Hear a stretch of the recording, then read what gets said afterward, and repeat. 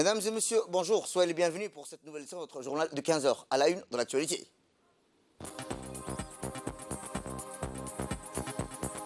À la une dans l'actualité nationale, idéale clôture de l'atelier régional des professionnels des médias qui s'est tenu jeudi dernier au Sheraton Hotel. Et enfin, dans l'actualité internationale, le bilan s'alourdit, la solidarité s'amplifie en Grèce. C'était le titre. Merci si vous nous rejoignez. Eh bien, une cérémonie officielle de remise des matériels d'incendie et de secours a été organisée hier à la Direction nationale de la protection civile. Rappelons que ces matériels ont été octroyés par la prestigieuse brigade de marins-pompiers de Marseille. Cet événement a été marqué par la présence de l'ambassadrice de France, Mme Dana Perksur, du colonel Mahmoud Moussa, directeur de la nationale de la protection civile et commandant des gardes sapeurs-pompiers de Djibouti, et ainsi que le colonel Laurent Le Golf, attaché de sécurité intérieure auprès de l'ambassade de France. Entre autres, le capitaine vaisseau François-Xavier, varou adjoint interarmé des forces françaises djiboutiennes stationnées à Djibouti, des représentants du Comfort, le major Pascal Jézéquel, le chef des marins-pompiers de la base navale et le lieutenant vaisseau Aurélien, chanommier, conseiller technique coopérant et directeur national de la protection civile. L'ambassadrice de France à Djibouti a tenu à saluer la qualité du travail réalisé par les sapeurs-pompiers de Djibouti ainsi que leur engagement en faveur de la population djiboutienne, dont elle-même fait partie depuis quelques mois. Elle a également exprimé sa satisfaction et l'excellente coopération entre la Direction nationale de la protection civile et la coopération française. Une présentation dynamique des matériels techniques a été présentée à l'ambassadrice de France à Djibouti.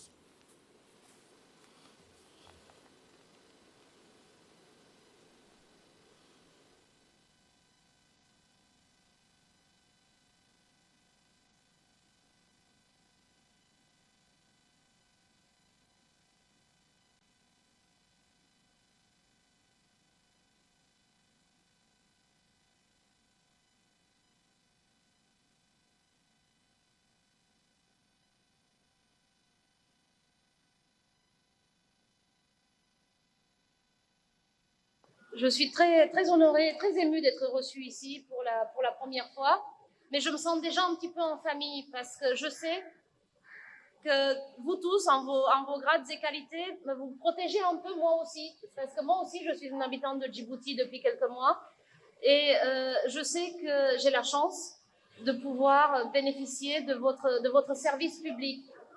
Au fond, le métier que vous faites, c'est du service direct au public. Et ça, vous devez en être fiers à chaque instant parce que grâce à vous, ce sont autant de drames qui sont évités. Et nous savons qu'il y a beaucoup de chemin à parcourir, nous allons en discuter ce matin. Les besoins sont très importants. Il faut apporter cette protection que vous représentez sur tout le territoire de Djibouti. C'est très important que tous les campements, que toute la population de Djibouti puisse bénéficier de votre protection et que vous soyez à leur côté en cas d'incident. Eh bien, de son côté, le directeur national de la protection civile a souligné que la relation entre la coopération française et la protection civile ne cesse de se consolider et de se raffermir davantage. Écoutons-le. Nous vous remercions pour tout ce lot de matériel qui a été gracieusement offert par la République française à l'égard de la protection de la Direction nationale de la protection civile. C'est un matériel très important qui nous permettra d'assainir les angles de matériel qui nous manquent énormément ici à Djibouti à la DNPC. Encore merci madame. Et au nom de la DNPC, de nos ministres, des autorités djiboutiennes, je ne peux que vous remercier, vous dire merci et soyez la bienvenue. Autre actualité nationale dans ces 15 heures, c'est aussi l'atelier régional des professionnels des médias sur l'adoption de la communication sensible au genre pour lutter contre l'extrémisme violent. C'est achevé jeudi dernier. Cet événement important a été organisé par le Centre international d'excellence pour la prévention et la lutte contre l'extrémisme violent et s'est tenu à l'hôtel Sheraton à Djibouti. Au cours de ces 3 derniers jours, les participants ont participé à ces sessions informatives dynamique, axée sur la cartographie des histoires liées à l'extrémisme violent, les engagements et les points d'action ainsi que les étapes à venir, les mentorats et l'apprentissage par les pairs. Rappelons que ces sessions ont été dirigées respectivement par Dr James O'Regan et Dr Martha Nigeri et Dr Simon Niambura. Les participants ont pu identifier des articles de presse liés à l'extrémisme violent, intégrer des angles de communication sensibles au genre et envisager la mise en place des forums de mentorat et d'apprentissage par les pairs. Ces idées précieuses seront utilisées pour lutter contre l'extrémisme violent grâce à une communication sensible au genre.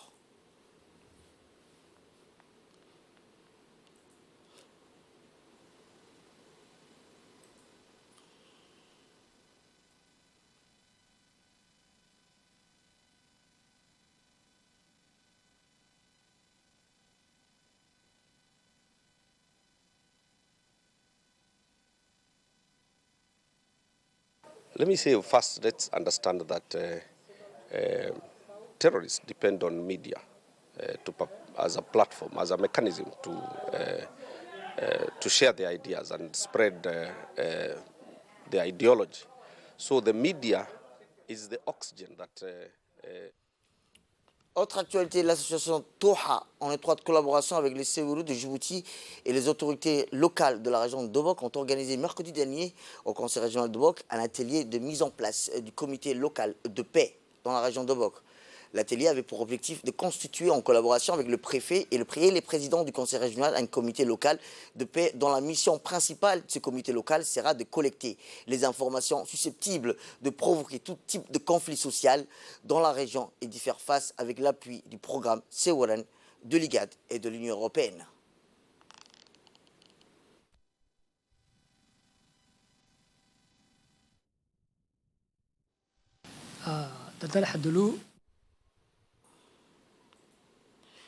Direction Demirjog, dans la région de Tadjoura, où le sous-préfet de Demirjog, Abdi Shahib Nour Youssouf, a lancé hier matin une campagne de propreté à grande échelle pour collecter les lacs en plastique et ainsi que les sacs qui nuisent à la santé publique et l'environnement en général.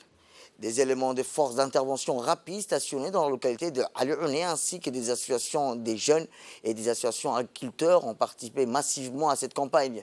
Dans une interview accordée à la chaîne nationale, le sous-préfet de Demirjog, Abdi Shahib Nour Youssouf, a souligné que ces sacs en plastique sont souvent jetés pendant la saison estivale.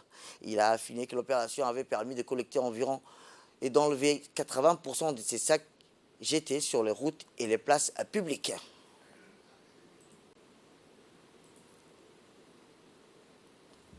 Fait divers pour clore l'actualité nationale, c'est dans le cadre de la lutte contre la contrebande sous toutes ses formes que jeudi dernier, les gendarmes de la brigade LCB ont intercepté et exploité des renseignements faisant état de convoyage d'une quantité importante de cat dans le secteur de Faradil, à destination de la ville de Djibouti.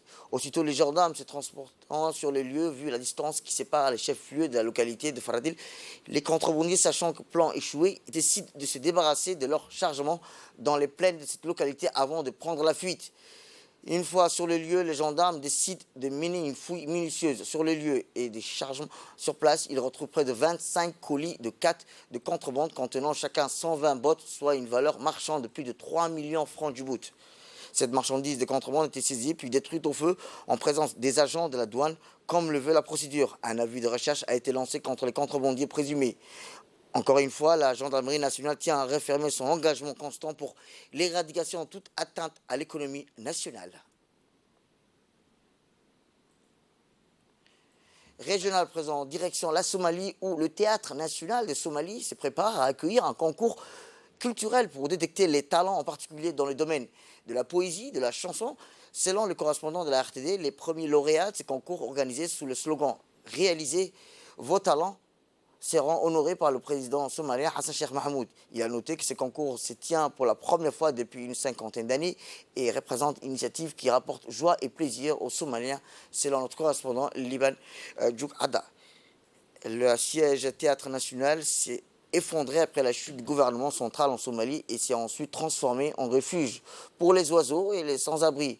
Mais il a été reconstruit et réhabilité à l'initiative lancé récemment par l'artiste Ousmane Abdi Gouri, nommé il y a peu temps directeur général de cette institution culturelle qui s'occupe des divertissements et des sensibilisations. La génération actuelle en Somalie n'a jamais eu ce genre de théâtre dédié à diverses activités culturelles, surtout après l'effondrement du régime depuis des années 90. Il n'a fait aucun doute que le concours artistique organisé par le Théâtre national situé dans la capitale somalienne Mogadiscio reflète le fait que le pays a surmonté de nombreux défis en plus de son rejet des attaques terroristes des milices Al-Shabaab.